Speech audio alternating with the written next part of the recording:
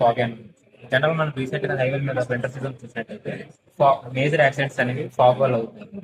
అంటే మైనర్ కొన్ని ఉండొచ్చు కానీ మేజర్ ఫాగ్ వల్ల. సో ఫాగ్ నుండి మనకి యాక్సిడెంట్స్ అవ్వకుండా ఉండడానికి దాంతోపాటు ప్రస్తుతం ఆటోనమస్ అనేది బాగా డెవలప్ అవుతుంది. ఈ రెండు ఇంటిగ్రేట్ చేసి మీరు దాని సొల్యూషన్ ఏంటంటే చూసాను.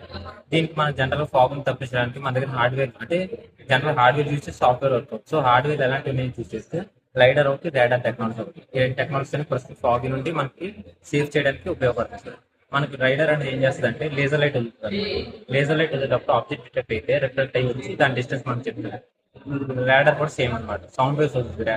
ఆ వేవ్స్ వదిలేటప్పుడు సేమ్ రిఫ్లెక్షన్ మెథడ్ రిఫ్లెక్షన్ మీద వర్క్ అవుతుంది అనమాట ఈ రెండు.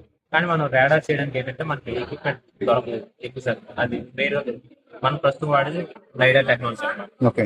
దీన్ని టిఎఫ్ మినీ లైడర్ అంటారు అనమాట. దీన్ని బట్టి దీని ఓన్లీ ఏం చేస్తుంది అంటే సింగిల్ అనమాట. వన్ సైడ్ మాత్రం చెప్పదు. మనకి 360 డిగ్రీస్ ఉంటుంది. 360 డిగ్రీస్ కాకుండా ఇప్పుడు మనకు సింగిల్ సైడ్ అనమాట. ఒక సైడ్ వదులుతుంది, దాన్ని రిఫ్లెక్ట్ చేసుకుని వచ్చి వర్క్ అవుతుంది అనమాట. సో దీని ప్రస్తుతం ఏంటంటే దీని వర్క్ ప్రిన్సిపల్ ఎలా వస్తుందంటే ఈ లేజర్ లైట్ అనేది వదిలిన తర్వాత ఎప్పుడైతే ఆబ్జెక్ట్ హిట్ చేస్తుందో ఆ హిట్ చేసిన తర్వాత మళ్ళీ రిఫ్లెక్ట్ అవుతుంది. ఎంత టైం పట్టింది ఆ ఆబ్జెక్ట్ హిట్ చేయడానికి ఎంత టైం పట్టింది ఆ టైం నుంచి distance measure velocity by time పెట్టి డిస్టెన్స్ మెజర్ చేస్తుంది. దాని తర్వాత సైడ్స్ ఏమైనా బ్రాంచెస్ కానీ ఆబ్జెక్ట్స్ కానీ వస్తే అలాంటి ఆబ్జెక్ట్స్ కానీ వస్తే ఈ అల్ట్రాసౌండ్ సెన్సర్స్ అనేది వర్క్ చేస్తాయి. ఆ అల్ట్రాసౌండ్ సెన్సర్ ఎలా పనిచేస్తాయి బ్యాట్స్ మాది బ్యాట్స్ ఏం చేస్తాయంటే సోనిక్ వేవ్స్ వదిలేసి దాన్ని బట్టి మేము ఆబ్జెక్ట్స్ చేస్తాయి.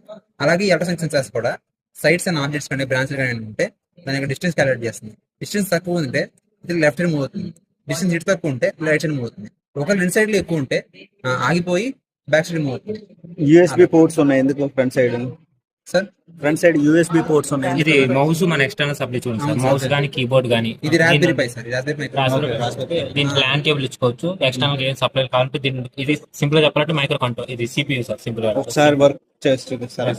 సార్ ఇక్కడైనా కింద పడతారా? ఇక్కడ కింద పెట్టేస్తారా? ఓకే. ఏమే మనం అడ్డే మా అడ్డే ఎవరు ఏముండాలి? అబ్స్టాకిల్ మనమే ఉండాలా? అవును సార్.